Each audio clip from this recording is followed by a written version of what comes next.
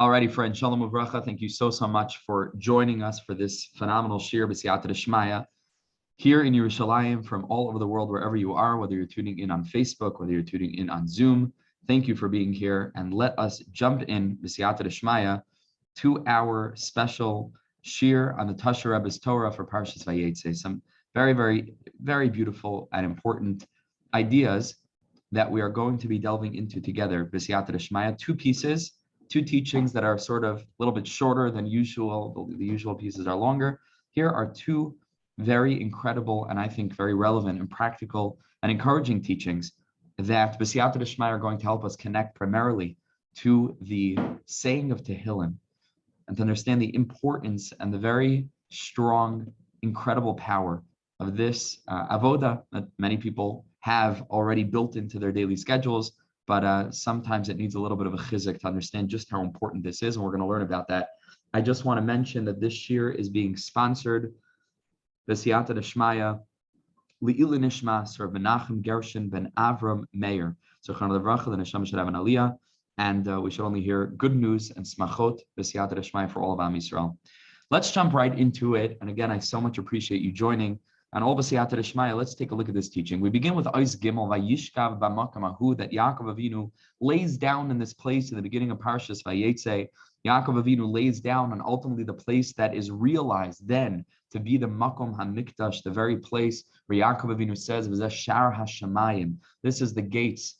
This is the gates of heaven, where all the tefillos, we're told, are going up dafka through this place, the makom hamikdash, the sulam mutzav arza, the roish hamigah shamayim, the beis hamikdash, as we've discussed many times in the past, is the place where heaven and earth are kissing, that place where the spiritual and the physical realms meet, that place where the karbanas, like we described, are going up to Shemayim, and the Eish min HaShemayim is coming down. All the ashpos, all the brachos are coming down through the Eben Shesiyah in that place. B'makom ahu, in that place, Yaakov Avinu lies down. And the Bereshis Rabbah, the Medrash says like this, B'Medrash, Amar Rabbi Yeshua ben Levi, B'makom ahu shachach. It is there that he slept. And the pasuk is stressing to us that Vayishka, B'makom hahu. Where did Yaakov Avinu sleep? B'makom ahu. But that doesn't just tell us the location of where he happened to have slept along that travels, along his journey, but it tells us something about Yaakov Avinu's sleep cycle. And the Medrash says, "Aval kol esrim shana shahayev beis Lavan loy shachav." All the 20 years that Yaakov Avinu was by Lavan's house, he did not sleep. What would he be saying? What would he be busy with the whole night long? Tesvav shir hamalash of Sefer Tefillim. And the Medrash says a phenomenally fascinating thing that, of course, correlates to what we had been learning in previous weeks. I think it was last week we learned about the 15 hours a day that Yitzchak and Avram, the father, grandfather, and the son, were learning together 15 hours a day for 15 years, that their lives overlapped. Over here again, we see this number 15 shir hamales Sefer Tehillim. These 15 shir hamales that are in Sefer Tehillim, that we know the 15 steps going up to the Beis Hamikdash also corresponded to these 15 shir hamales. It was this inyan of Tehillim that it's paradoxical a little bit, because of course David HaMelech was the one to write Sefer Tehillim many, many, many centuries later.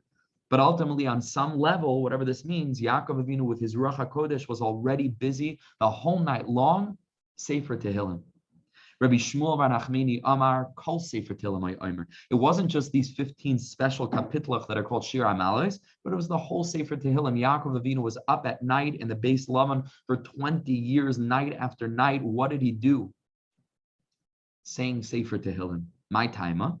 Va'ata Kadosh Yoshev Tehillas Yisrael. Because the pasuk says, "Va'ata kadosh Yiribana Shalom are holy, Yoshev Tehillas Yisrael," and you sit upon the praises of your nation Yisrael. Says the Medrash, it's a reference to all of Am Yisrael, certainly. And what does that mean? HaKadosh Baruch Hu sits on our tefillos. We've spoken also in the past that sitting means to rely on, and that means to say that HaKadosh Baruch Hu relies, whatever this is, on our prayers, on our tefillas. He depends on that. We spoke about also in the past the concept of a serusa de lasata, that it's up to us. And HaKadosh Baruch Hu set the system up in such a way that he wants us to take the first action, and that triggers a heavenly response. And so Va'ata Kadosh, your Kedusha, is a result of Yoshev Tehillas Yisrael, this that you sit upon, that you rely on Am Yisrael. Kedushasi Lamala, says HaKadosh Baruch Hu. Kedushasi Lamala, based on Chazal, Mikdushaschem.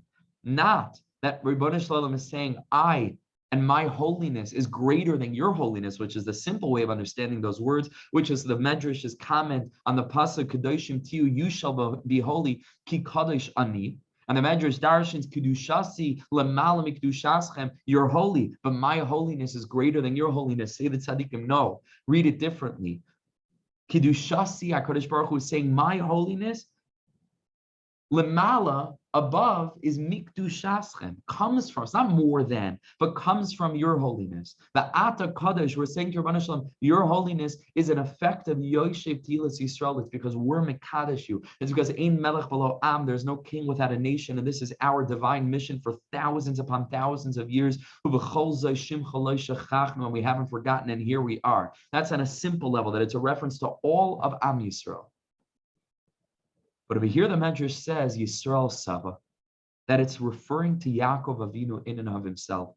That there was an aspect of Tehillos. Yisrael, Tehillos is of course a reference to Tehillim, and Yisrael is Yaakov Avinu, whose name was changed to Yisrael. Yaakov and Yisrael, both names, a higher name and a lower name. Yaakov Avinu was busy with Tehillim. Inyan Bezeh says the Heilige Rebbe Schus Yagamilenu, a privilege to learn his words with you. What is Schus? Kia Duai says it's known.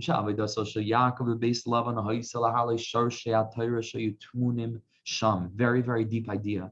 Very deep idea. We know the Torah classically as a book, as a scroll, as a very exalted, beyond words, piece of literature. Words in a book that tell a story, a series of stories that tell of laws and of rules and of ethics and morals, and that's the bulk of Tanakh, and that's the bulk of Torah. And the Nevi'im Ksuvim is also chronicles, episodes, different experiences. But the truth is that the Torah is not simply limited to a book, is not simply limited to a scroll. But Chazal tell us Istakel ba'iraisa ubara alma, that HaKadosh Baruch Hu looked into the Torah, and with that he created the entirety of the world. Chazal tell us that Betzalel, who was the one who was overseeing the production of the Mishkan, why was he able to oversee that incredible production of the Mishkan? Say Chazal, Yodea Hoya Betzalel Letzarav Oisi Shebehem Nibur Shamayim Ba'aretz. Betzalel knew how to create the permutations of letters with which the entire world was created. So even in Nigla, forget about the Zohar Kodesh, but even in the Gemara, on a simple level, it's taken as a given that this world was created with letters, and all of this, of course, goes back to this element of Bereshis bara Elikim es Hashemayim es Aretz, va'aretz hasahayiv ha'isasayim v'vayim v'choshech va'yomer Elikim mihi ar. So we see that creation is associated with speech, and speech is, of course, concretized in writing, in letters. When we go deeper into the Svarim of the Tzaddikim and the Hasidic masters, the Baal Tanya specifically in Shariach B'Emunah explains how the Hebrew letters, the Chaf Beis, the Hebrew letters of the alphabet with which the entire Torah is formed, serve as the spiritual foundation and essence of everything in the physical world. The entire world is filled with letters. The Tzaddikim, when they saw a chair, they didn't see a chair. They saw the Hebrew word kisei.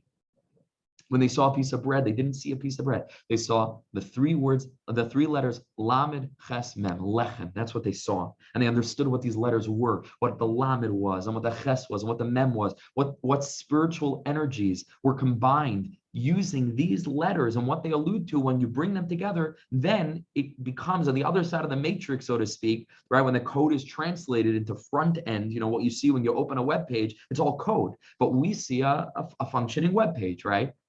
And they were able to look into the code. They were able to look beyond what the code produced on this side of things, in the Alma des Galia, in the revealed world, and they were able to tap into the spiritual energies that combine to create these things. And so the Torah is not simply a book, and it's not simply something that we learn, but the Torah is throughout creation. Everything is the Torah. Every particle of physicality, a person can find Torah there. And so he says over here that Yaakov Avinu's avoda, and this is clear from the deeper Sfarim, from the Mukabalim, from the Zohar Kodesh, specifically by Yaakov and specifically in Beis Lavan, he was on a mission to reveal the Torah that was hidden in Beis Lavan. The Ma'arinayim, the Chernobler, we did a series on, Chazei Hashem, the Heilige Ma'arinayim, writes in this parsha, the beginning of the parsha, Bereish Parsha Zu, Shebachalav Idasei Sham, and all of his avodah, he was out in the field, and on an external level, it looked like he was just shepherding the flocks and plowing and planting and working the fields and being busy in the mundanity of working for Lavan. But the truth is that it was only b'chitzonius, but pnimius. Yaakov Avinu was elevating all the Torah that is to be found in all of these avodas with his intense concentration and consciousness and clarity and focus. Unbelievable. Unbelievable. This was the Indian of Yaakov Avinu. There are always that sign, and certainly in this episode, this strange episode toward the end of the parsha, right before Yaakov Avinu runs away, where he starts to breed all of these sheep and produce many, many different kinds of sheep using the rods, the speckled rods and the ringed rods. That whole parsha is some of the deepest foundations of the deepest Kabbalistic ideas come from this seemingly mundane, maybe even scientific in some way. Rashi brings down on a basic level is that whatever they were looking at, that's what translated into their process of mating. But ultimately, the deepest ideas in the Torah, kudim, nikudim, uvrudim, all of these different, the spotted, the speckled, the rings, all of these kinds of animals that Yaakov Avinu was breeding of a maklis, a shapitzel barahatim, these sticks that he had etched out, that he had scraped and scratched. This was the mechuvan, a very deep kind of mission to reveal the Torah in the world that's hidden in creation. This was Yaakov Avinu's avodah. He says, this incredibly lofty avodah, pa'al al yedei amiras mizmoret Tehillim daika. This is why Chazal tell us that Yaakov Avinu was busy every night doing what? Saying Tehillim, because it was Hainu Hach, it was the same thing. His saying of Tehillim accompanied hand in hand his mission of revealing the Torah that was contained within the mundane actions and activities that he engaged with while spending 20 years in the house of love and working first for Rachel, what turned out to be Leah, and then for Rachel. The Eisav Sefer Kodesh Degamach Ephraim beParshas Chayesar. The Heilige Zisa Degamach Ephraim Schutzi Haganolinu brings in Parshas Chayesar B'Zelashoni HaKadosh, and these are his holy words. He says it's known. Sefer Tefillim Chamisha Sfarim Neged Chamisha Chumshei Torah. This is actually brought in the Medrash Tehillim. It's a beautiful, beautiful Medrash. It's not so well known. It's called Medrash Shocher Tov on Tehillim. It's glorious. It's glorious. I personally think that it's one of the most quote unquote Hasidish pieces of literature from Chazal. It's you wouldn't believe it. You read that medrash; it's unbelievably glorious. If you get your hands on it, Medrash Shocher Tov, it's called, based on the opening pasuk that's used to expound on the first kapitel. It's called Shocher Tov, comes from a pasuk. Medrash Tehillim. So right in the beginning of Medrash Tehillim, mamish on the first page, it speaks about this element that the 5 Sfarim of Tehillim is split into 5 separate Sfarim. Even though it's one long and we don't start the count again, right? It just goes straight through 150 kapitlah, but it is split into 5 different Sfarim. And the Medrash clearly says that David HaMelech wrote these 5 separate books and combined them into one so that it would parallel the 5 Sfarim of the Torah, Chamishei Chumshei Torah. These 2 things parallel one another. One is a sefer for learning, and one is a sefer for davening. And these 2 things need, of course, as Rabbi Nachman reveals in the very first lesson of Likutei Moharan,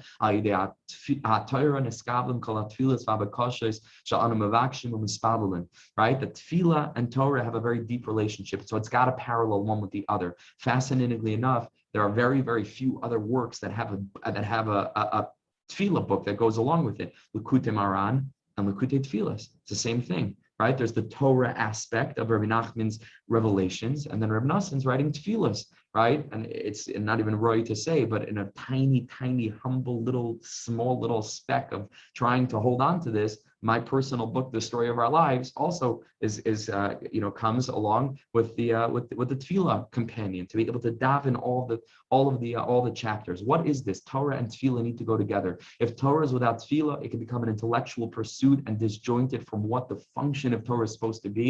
Gadol halimud shemevi lidei Maisa, the practical application to bridge what the Ishbitzer calls is the greatest expanse in creation, the heart and the mind, only few inches away from each other, incredibly, incredibly distant. Tefillah helps bridge that gap.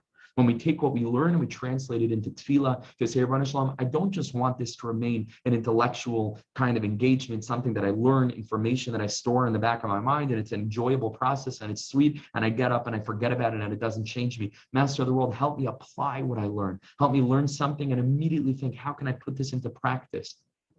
That's what it is to be a Yid. That's the balance, right, of Har Sinai and Har Abayis. Har Sinai is Torah and Har Abayis is Tefillah. And our major issue throughout history has been, and it's not just a Jewish issue, it's the issue of the whole world, but it becomes, specifically is exemplified within our nation, is the tendency to always be drawn after one pole to the expense of the other. And now our generation is the final generation, the Ma'asif L'Chal HaMachanos, the Dar of Malchus, and we're bringing everything together. Today we realize that Talmud Torah is connected kulam, but also halavai adam yistal kol hayom kulai. These two things can be true at once. To be able to realize that both are the most important, and that we need limanat Torah, but we also need tefillah, and we can focus on both. And this is what it is to be a yid, because one without the other is unhealthy. It's an imbalance. We have to put these two things together. And ultimately, Rabbi Nachman said that he did that. The Rebbe said famously, it's based on a piece in Sichas Torah, but there's more context in Chaim Moran. Rabbi Nachman said the Litvishers, the Misnagdim, those that were opposed to the Hasidic way, they say that learning is the most important thing. And he says Hasidim say that davening is the most important thing. Of course, with everything that comes with that, emunah and and inspiration and connection and dveikus and so on and so forth. The Hasidim say davening is the most important thing. Rabbi Nachman of Breslov stood up and said that I say davening and learning and davening, all davening, learning, and davening. We can do both. We can do all. Rabbi Nachman is klalius hakol. Rabbi Nachman is giving you everything in the healthy balance and the right measure, and all in the context of simcha, and all in the context of just being happy and being content and being satisfied and living with Hashem as the end goal, and everything else is a means to it. But we need both of these drachim in tandem, one with the other. Torah and tefillah, it's got to go hand in hand. So too, David HaMelech writes the Chamishe Sfarim, the Chamishe Sfarim of Tehillim, to parallel the Chamishe Chumshei Torah, a sefer of learning and a sefer of davening. Nimsa says the Degel, Kol v'ganas by Kol HaTorah Kula. That means that David HaMelech actually included and incorporated within his words the entirety of the Torah, everything. When difficult things happen to David HaMelech, circumstances in the lived reality of life, not in the Beis Medrash, but outside in the mundane nature of relationships and conflicts and different seemingly mundane things. As Chiber Kapitel Tehillim, he was going through something, he immediately wrote down a Tehillim. But Vayeitzei, right? Vayeitzei, when he was being pursued by all different kinds of forces and different people and shul and running away and hiding and disguising and hiding, as Chiber Kapitel Tehillim, he stopped and he wrote right away a Kapitel Tehillim. What does that mean, that he wrote a Kapitel Tehillim? Because of what he was going through, says the Heilige Degel, he looked inside the natural facade of what he was going through, and he found the Torah in there. He found the code in there.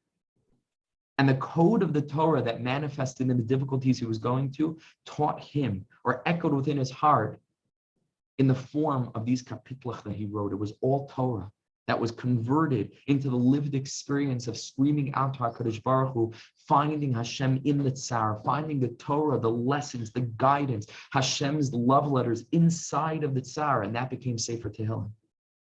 B'chiber kenegdoi kapitel Tehillim, whatever he found, there was an incredible light of Torah that was revealed for him because of what he was going through. He stopped, B'chiber kenegdoi kapitel Tehillim, and he wrote a kapitel Tehillim to correspond to this. That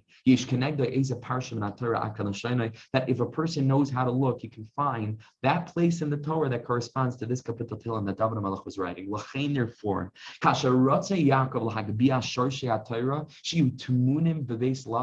when Yaakov Avinu wanted to involve himself in this kind of engagement, to reveal the hidden Torah in the mundane activities in the house of Lavan, that seem to be simple things. We read the pasuk and it looks like, okay, it was shepherding and flocks and breeding, and it looks like it's nothing, but in Kabbalah, it's the deepest sodos HaTorah, the deepest revelations. He had to go ahead and spend his nights saying Tehillim, because this Amira of Tehillim began the process to reveal the Torah, to connect to the shorish of the Torah. Shebem kol the ganas kol Torah kula, where the whole Torah was revealed, and then in the morning he went to work and he was able to focus his concentration, having learned from David HaMelech already many centuries in the future, that having learned this secret, he was able then to reveal the Torah that was hidden in everything. This is what the Medrash Shochatov, here he quotes that Medrash. The Medrash Shochatov says, Ki David HaMelech bikesh. It's a famous Maimer Chazal because it's quoted in Nefesh HaChaim in a different context. But David HaMelech asks HaKadosh Baruch Hu, Sheha oisik b'mizmorei Tehillim yachashuv b'shamayim kilu oisik b'negoyim ba'oylos, that it should be considered in Shamayim as if he sat and he involved himself in some of the most difficult and obscure chalakim, portions of Torah, nigam va'oylos, hilchos tuma, things that are not so nogea today, difficult sugyas. David HaMelech said, Rebbeinu Shalom, when a simple Jew comes into shul and he can't learn something and he's not so educated, but he can read a little bit Hebrew, and he sits in the back in a humble way and he opens up a Tehillim and he just starts to pour out his heart, let that be considered before you as if he was engaging in the deepest Talmudic dialectics in Negoyim and Oilis. What does that mean? The Nefesh HaChaim takes this to mean that we see from here that Tehillim and Tefillah is less than learning, right? Because David HaMelech was asking, allow this to be considered like learning, and the implication of that is that learning is much higher, and David HaMelech was saying, let it be like, right? So the Nefesh HaChaim, of course, in his derech wants to show and prove that really the main thing is the learning, and Talmud Torah Keneged Kulam, and then Nefesh HaChaim says over there, and we don't even see that Hashem allowed that to happen. We don't see that. And of course, there were responses that were written on this from the Hasidic camp that interpreted this Maimer Chazal a little bit differently, but that's a very, very famous machlokus about this particular Maimer Chazal. But the Tasha Rebbe takes it in a different direction. And he says, it wasn't a comparison. It wasn't this kind of game where, we wish that the ultimate is to learn Negoyim and Oilos. Let it be considered, if a Yid just reads a few Psukim Tehillim, that should be like he's learning Negoyim and Oilos. That's not what's going on here. It says the Tasha Rebbe B'Pnimius, David HaMelech is reminding Hashem Kiviyachol that the whole entire Tehillim is Negoyim and Oilos. That there are kapitluch and Tehillim that correspond to every single sugya and every single Masechta and Shas and every single parak, every single chapter in Tanakh. It is all reflected in Tehillim. So David HaMelech says, that he'll stumble upon some mizmar, pei aleph, pei beis, boom, that will have corresponded to a very, very difficult sugya, and therefore he will reveal the source of the Torah that is revealed in the Torah Shabbal Peh of Negoyim and Oilos and those sugyas. So David HaMelech says, learning Tehillim is mamish like engaging in Torah. The nakat Negoyim and Oilos, why did he take as an example Negoyim and Oilos, this area of Hilchas Tumah? Loimar, as if to say, Ki af mesechtas elu, even these mesechtas asher ma'atim hema zoichim lo meridianim elu, that are very, very, very obscure, and very few people focus on them. Even those mesechtas, they also have a root in Sefer Tefillim. Still, it will be considered as if we're learning them when we're saying Tehillim. Adam, listen to this one. Adam Misayim called Sefer Tehillim. When a Jew finishes the whole entire Sefer Tehillim, and today they have it split up by the days of the week and the days of the month. It's not so hard. It doesn't need to be at once. But a person finishes eventually Sefer Tehillim.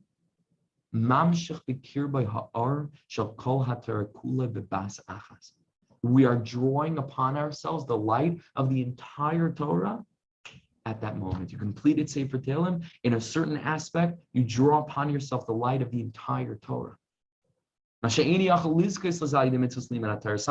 that you can't even accomplish by actually learning Torah. Because by learning Torah, maybe you can spend, decades and decades and decades in a very specific kind of learning. You can finish everything there is to finish. Or Chaim Kanievsky finishes Kol HaTorah Kula in a year. It's possible. But Tehillim you could say at one time. Tehillim you take, some people it takes 2 hours, some people 3 hours, depending on the speed that you read and the familiarity with Tehillim.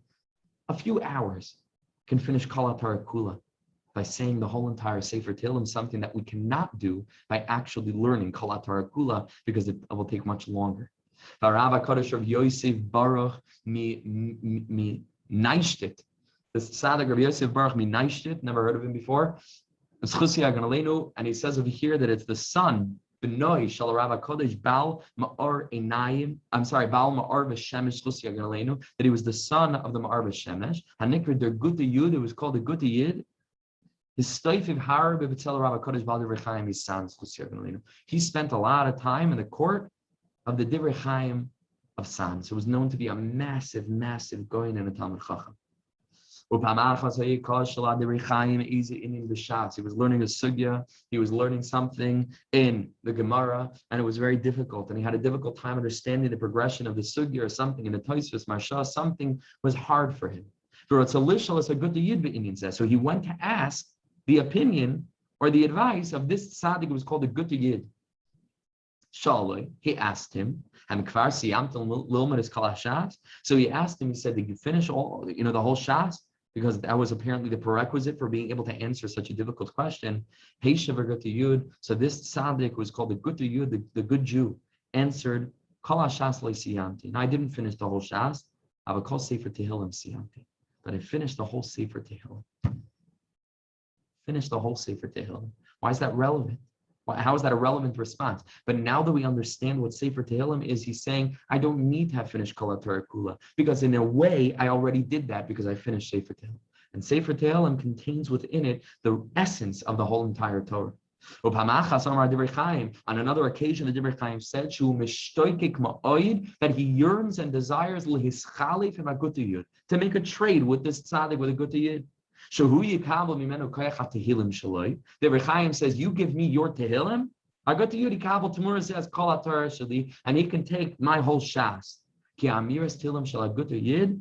saying of Tehillim, of this tzaddik, of Rav Yosef Baruch mi Neishtit, this tzaddik, the Gute Yid, the good Jew,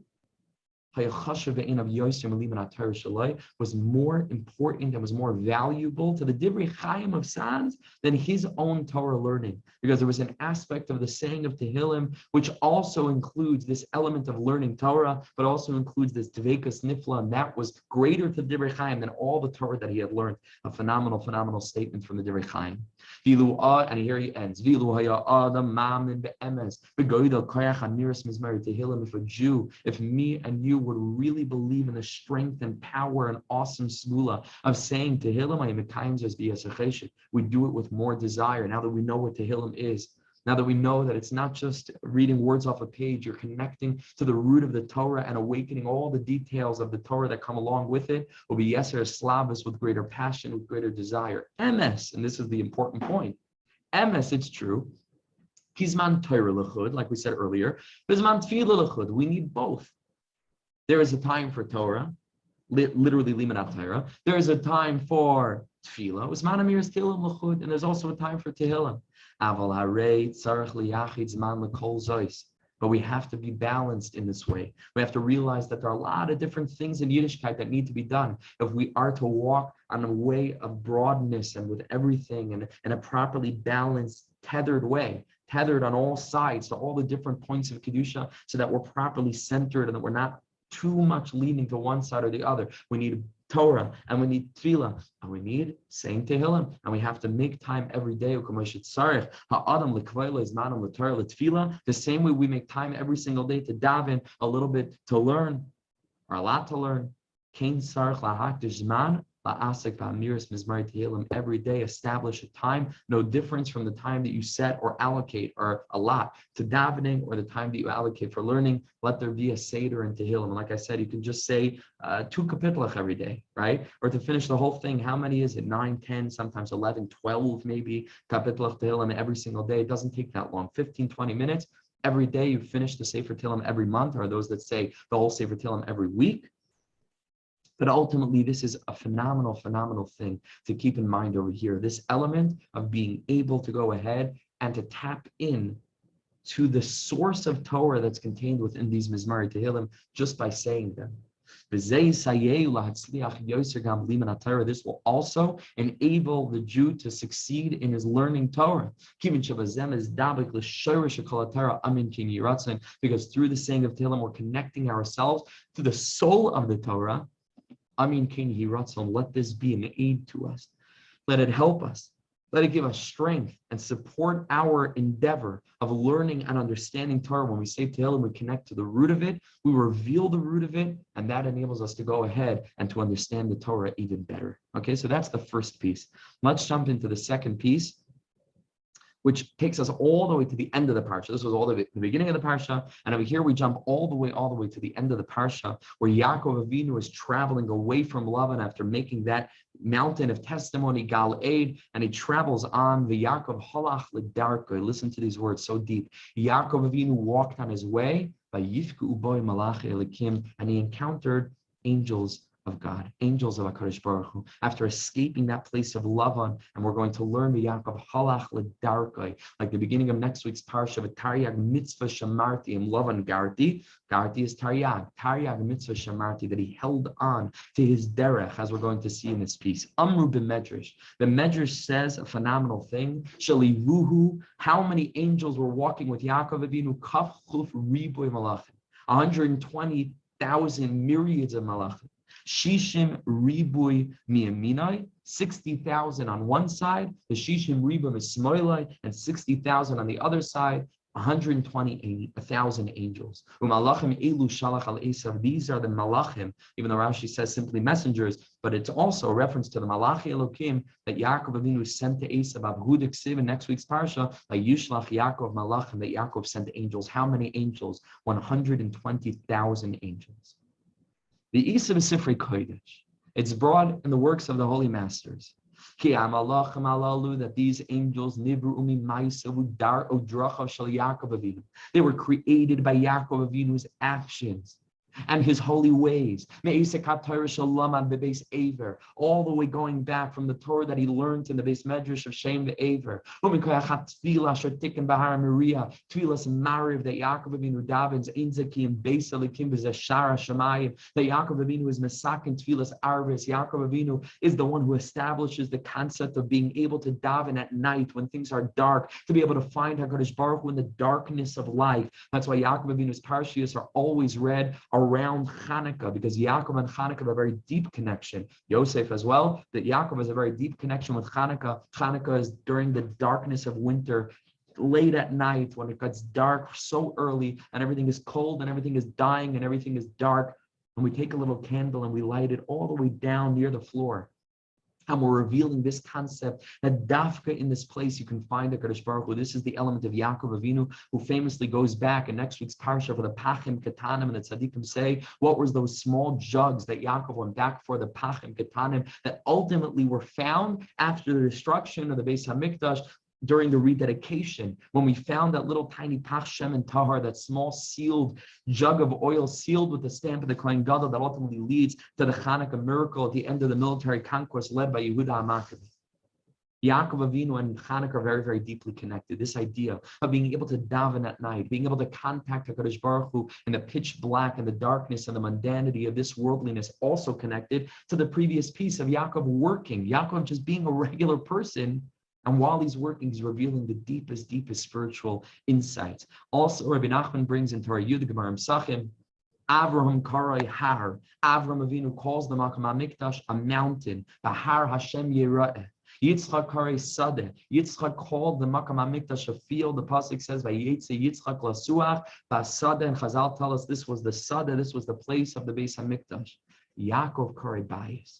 Yaakov called it a house. Ein zekim beis elikim. What's the difference between a mountain, a field, and a house? A mountain, say the tzaddikim, based on this Torah and based on this Ma'amer Chazal, that a mountain is something that's super far removed from our lived experience. It's something that we visit once in a very, very long while, if at all, and it takes a tremendous amount of effort to prepare for the climb and to do the actual climb and to survive the climate on top, and we can't stay there for very long because we can't breathe, and it's just a once-in-a-lifetime opportunity. That's a mountain. A field is a little bit closer to our reality, but it's still pretty far away. And it's not something that we don't live in a field. We can visit a field from time to time, perhaps more frequently than we visit a mountain, but it's not a place that we live. But Yaakov Avinu is revealing this element that heaven and earth kiss in the Makom HaMikdash. Do you know where? In a bayis, in a Jew's house, in a Jew's home, in the lived experience of simple human mundanity, functionality, making a parnasa, having relationships, parenthood, friendship, marriage, in the simple details of our lives. Yaakov Avinu reveals this is the Beis HaMikdash, called a bayis. It's a house. Basic things happen here. And you can find HaKadosh Baruch Hu in that. That's the Tfilas Arvis, davening at night. That's the Pachshem and Tar of Chanukah that's lit dafka in the darkness of winter. Dafka l'matam yasar tfachim. All of this is Yaakov Avinu. And so Yaakov Avinu goes ahead. And this element of his learning Torah in the house of Aver, and his being Mesakin Tfilas Mariv Bahar Maria, Umimasha Asak, the Sefer Tehillim based Lavan, like we just learned, how much Tehillim he said in the house of Lavan. And all of his incredibly lofty avodas, the Kabbalistic intentions that Yaakov Avinu had in mind when he busied himself with all of the different breeding of all these different kinds of animals. Asher Pitzel Barahatim, that he scraped off these rods. Like Chazal tell us, all of these souls that became the Gulgal, that were reincarnated into the sheep of Lavan, that Yaakov Avinu was working to lift and elevate and raise. See, he says all of this. And beyond that, bringing the Shvatim into the world with Rachel and Leah and Bilhah and Zilpah, from all of these holy deeds, that's where the Malachim came from. Thousands upon thousands upon thousands upon thousands of angels that are born through our holy actions. Angels, forces, powers that assist us. As Chazal say, where a person wants to go, they carry him. Who are they? Says the Marsha, the angels that we create with our good deeds. That if we really want to serve HaKadosh Baruch Hu, these angels, these forces, they guard us and they watch over us and they carry us and they make things easier for us, and they're messengers from HaKadosh Baruch Hu to do so. Yaakov Avinu had 120,000 angels that were accompanying him because of all of these holy things that he had been involved in. The Alzeroim is a custom, and this is Pshat on the Pasuk, Vayake, Halach Ledarkoi. It is specifically because Yaakov Avinu, Halach Ledarkoi, walked on his derech. That he walked in a way of holiness. It's not simply a peripheral piece of information. The setting for where Yaakov met the angels is on the path. No. That's why he met angels. He walked on his path, and he didn't give up, and he didn't give in, and he held on to Kedusha and Tara, no matter how much he was able, in the darkest and most dismal of circumstances, Bebeis Lavan, in a place of trickery, in a place of fraud, in a place of lowliness, in a place of gashmias, he held on. And therefore, what did he encounter? All the angels that he had created with his positive actions. They were the angels that had been created because of his derech. That produced the malachim. He called the place the name that is associated with the machanes hamalachim, the camps of the malachim. They were the symbol, they were the sign that he had served HaKadosh Baruch Hu all the days that led up to where he found himself at the end of Parshas Vayeitzei. And therefore, this is so beautiful and sweet and deep. Shalach malachim elu el Eisav. These were the malachim that Yaakov Avinu sent to Eisav. Now, why ordinarily would we think that Yaakov would send the angels to Eisav? Al pi pshat, Yaakov Avinu was sending messengers, not even spiritual beings. He was sending messengers that are sometimes called malachim, laden with gifts to appease him. And that's what Rashi tells us. Matanos, he prepared for war. He prepared with tefillah. He prepared with all these tributes that he sent to Eisav, a mincha, a tribute. That's al pi pshat.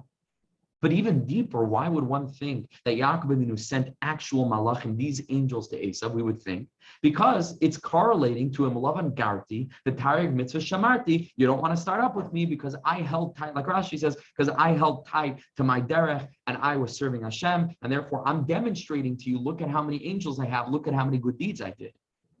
But here he says something much deeper, and I think something much sweeter than that also. This is why Yaakov Avinu sends the angels to Eisav, to demonstrate to Eisav what a person can merit in this world. And this conception sees Yaakov Avinu in a moment of ava toward Eisav, in a moment of love toward him, to be able to show him Eisav at the end of the day, holy brother, right? Maybe specifically, maybe literally, brother. Take a look at what a person can be in this world. Lift up your eyes, and look and see that there's a different way of living. If a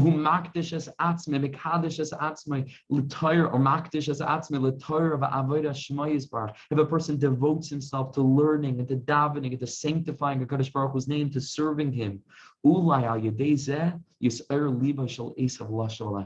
maybe this would cause Eisav not to become scared because Yaakov Avinu had reached such levels and maintained his holiness, but maybe this would awaken within the heart of Eisav a little bit of a hirur tshuva, to be able to come into the setting of a person who achieved greatness. And when a person comes into contact with greatness, sometimes that itself is enough, without any words or any teachings or any musar, just to stand in the presence of someone who's achieved greatness, that could have that effect on you. Tzaddikim, Rav Kook called tzaddikim mara deratzon, the masters of will, because the tzaddikim awaken within us without saying anything, just by being, just by standing there, and by us being in their presence, they awaken within us a desire to be better, a desire to climb, a desire to strive, a desire to grow, to thrive, to achieve, to be. And so this is this incredibly beautiful conception of Yaakov Avinu sending these angels to Eisav, not as a tribute, Pashup Shat, not either to scare him off, but to simply send him the simplest and most beautiful message that any brother could send to another brother. I just want you to be better. I just want you to live, to truly live, and to live the good life. Like Rabbi Nachman says, Yesh kama minei chayim. There are many kinds of life. Rabbi Nachman announced the tuberculosis-ridden Rabbi Nachman, who was a widower from his first wife and who lost 4 children. Rabbi Nachman looked up and he announced, Hayoim, today, Chayisi Chayim Toivim. I lived the good life. This is the good life. Forget about Olam Haba. Forget about what we're going to get and all these different kinds of conceptions. What is Olam Haba? What is Olam Hazeh? Forget that. What is Olam Hazeh? All the tzaddikim wanted to give over to us Torah and mitzvahs on the level of schar, mitzvah, mitzvah. Not that the reward of a mitzvah is another mitzvah, but the reward of the mitzvah is the mitzvah itself, like Rabbi Nachman describes in Torah Met and Torah Dalet and Torah Hey, right at the beginning of L'chut Imran. I'm inclined to say Torah Hey, but I might be mistaken. The mitzvah is itself the reward. The dveikus, the closeness, the relationship, the transparency to our source, the knowledge that we are doing what we were sent to this world to do, that we're better, we're being better. And Yaakov Avinu in this moment says to Eisav, sweetest, holy, dearest brother, lay down the weapons. I just want the best for you. This was Yaakov Avinu's concept in sending these angels to Eisav to demonstrate to him, look what you can become. Now, sadly, it didn't work out that way. And sadly, there are so many that even though they come into contact with greatness, they might have a fleeting moment and a hirur tshuva, but they work to shut it out. Like Rabbi Nachman says in another Torah later on in L'chut Imran, they battle their whole lives to quiet this little force. We call it the Viceroy, in the context of the story of the lost princess, the inner tzaddik, the Shein of the Malchus, the sphere of Yisod, the tzaddik Yisod of Olam, the Yosef tzaddik, that element within us that gives us no rest. But there are many, many, many more that listen to that voice and are moved to change and are moved to grow. But says the Tasha Rebbe, this should come to give us incredible encouragement. Shekamoy Yaakov halach begoylach har goyla that Yaakov Avinu went through what he went through at Golos after Golos and being tricked and making plans and having the plans reversed and the wrong wife and what he went through. V'sava redifus me Eisav, and all the while this is all taking place in the context of him being pursued by someone who wants to kill him. This was what he was living with. Until Tulim Kashim Bebeis Lavan, and then all the difficulties that he endured in the house of Lavan Shehichle, as Maschurta, as Erasmoinim, he kept on deceiving him and switching his wages and switching his wife. The Akos of Meid Yaakov Halach Ledarka, but the Pasuk tells us that with everything he went through, with all the darkness that Yaakov Avinu endured, he davened Arvis, he davened Mariv. He was able to connect to HaKadosh Baruch Hu in that moment. He connected to the light of Chanukah, to the Vachim Ketanim, to that beautiful, sweet, tiny spark of holiness that can be revealed specifically in the darkness, to find the Torah in the bias and the mundanity of our lived experience and to sanctify that, to make that holy. Yaakov halach ledarkoi. Whatever he went through, he did not become dejected. He did not become brokenhearted. He did not become broken and shattered, and he didn't give up. With staunch confidence, Yaakov Avinu proceeded step after step in his holy way, even if it wasn't able to be maybe in the way that he thought it would have been lechatchila. He did what he was able to do. Rabbi Nachman and Kufnan Hey, Rabbi Nachman calls this erech hapayim. He had patience, and he didn't care what was going on around him. He knew what he needed to do, and if it wasn't able to do the best possible thing he would have yearned to do, Beseder, he did what he could, like Rabbi Nachman says. Taseh mashet tuchal, do what you're able to, and don't look around at the winds that are blowing in the world. Stay firm, stay strong. Va'ikr lo lefached, walk the narrow bridge. Don't look down, look straight, look up, keep on walking. We're not the ones that are doing it. HaKadosh Baruch Hu is with us. He's giving us strength. He's giving us power. Life is miraculous. We're a miracle. We can do this, Chaver. We can do it, and we're doing it. He walked in this holy way because he knew that the Shekhinah was with him in that experience. As the Pasuk says, HaKadosh Baruch Hu was with us. So he did not let go. And even if he stumbled and even if he fell, he was able to quickly get right back up. Do you know why? Do you know why he was able to get right back up? Do you know sometimes I'm walking in the street with my Shmuel and sometimes he can trip. And you know the difference between him falling down and scraping his knee and him almost falling but not falling? If he's holding my hand, that's the difference. If he's not holding my hand, he can trip and he'll fall on his face. If he's holding my hand, he'll trip. But he doesn't fall because I'm quickly pulling him back up. And so the question we need to ask ourselves is, how are we living life? Are we living life holding Hashem's hand, or are we living life alone? Because if we're living life alone, we can trip and we'll fall on our face. But if we're living life hand in hand with the Kadosh Baruch Hu, we can trip, but we'll never fall. We'll never fall on our face. We'll never fall and get hurt. We're holding Hashem's hand. We slip, we trip. It's a tiny moment. It's a yeridula. You get right back up and you jump back at it and you keep on going. And this was Yaakov Avinu. In the bias of love and with all the difficulties he endured, Yaakov Avinu halach ledarkoi. Yaakov Avinu kept on marching along erech hapayim. He held on to this need of holy patience. He didn't give up. He was holding on to Hashem. He didn't let go. Whatever he was able to do, whatever he needed to do, he did. And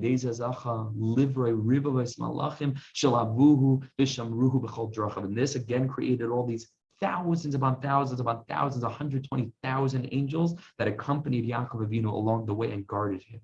Cain, here he finishes. Cain, anu b'nei Yisrael sava. So too it is with us, the b'nei Yaakov, the b'nei Am Yisrael, the b'nei Yisrael sava. We've gone through what we've gone through. Eisav, and each and every individual Jew, forget about the collectivity of the Jewish nation, the persecution and the difficulty and the confusion and the it's unbelievable. I was just reading today, I was reading the history of the Hanukkah story.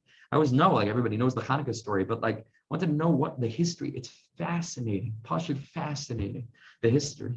And I mentioned to my wife, there are, I don't want to say other religions, the religions of the world, they have, holidays. And a lot of the holidays are based on myth, or are based on tradition, or are based on something. Jewish holidays are based in fact. It's historical facts, not made up. There was a person called Antiochus, right? And he came to impose Hellenistic, the Hellenistic worldview on the Jews. And these things, there was a person, Yehuda Maccabee, and there were battles that were fought, and we know where they were fought and how they were fought and what happened by these battles and the military strategies that were used. These are things that are documented. They fit in, they happened, and they happened here where I'm sitting. They happened in Yerushalayim.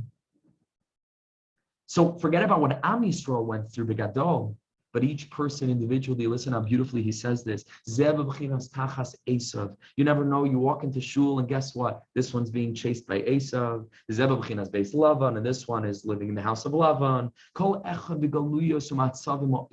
We don't know anything about another person. Anything. We'll never ever know. You walk on the street, we don't know. Each person is an olam male. Every person is going through what they're going through. When a person goes through what he or she goes through, but we don't give up and we hold on tight to what we know is true. And the world is unfair and the world is confusing, but we can hold on to what we feel is true and not allow anything to get in the way. That HaKadosh Baruch Hu is with us, that everything happens for a purpose. It's for a purpose, and we're going to benefit from this in this life and the next. These key words, never give up, keep on going, keep on keeping on. To keep on doing whatever we can, and it's difficult, and pranasa is tough, and things are going wrong, and we're struggling, and our kids are everything, every situation a person has. You get up and you daven shacharis, and you get up and you make a seder and you learn something, and you get up and you try to do a chesed to another person, say a good word to somebody. Keep on walking on this derech, not giving up. If we're alive, HaKadosh Baruch Hu keeps us alive for a reason, no matter what happened the night before. Like we always say, you're connected to Hashem. How do you know? You're alive. Godliness is living within you. Consciously, Hashem is bringing us to life. To continue, even if we're not holding there, but our kids are. And our kids are excited about mitzvahs, even when we're not feeling it. So to continue to maintain that excitement. To do whatever we need to do and whatever we can do to the best of our ability in whatever circumstance we face. Through this, we're able to create thousands upon thousands of angels that walk with us and guard us. And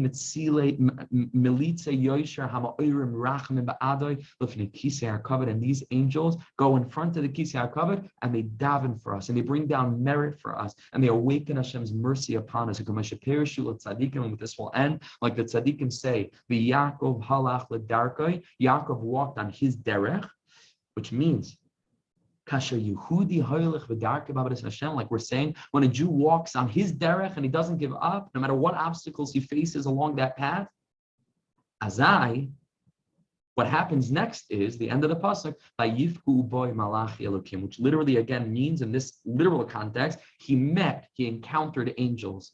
But Chazal say vayifku milashon tefillah. Chazal say the Gemara in Tainis ain't pigia ela lashon tefillah. Anytime we see the word pigia, it also connotes tefillah davening. Vayifku boy malachi elokim. Hainu shemalachi elokim mispalulin ba'adoi. If you walk on your derech, the angels will daven for you. Vayifku boy lashon tefillah malachi elokim malitzim toiv ba'adoi. And the malachim are going ahead and malitzim toiv ba'adoi. They are going and they're being ma'orli mitzchus on us and they're defending us before Hashem. And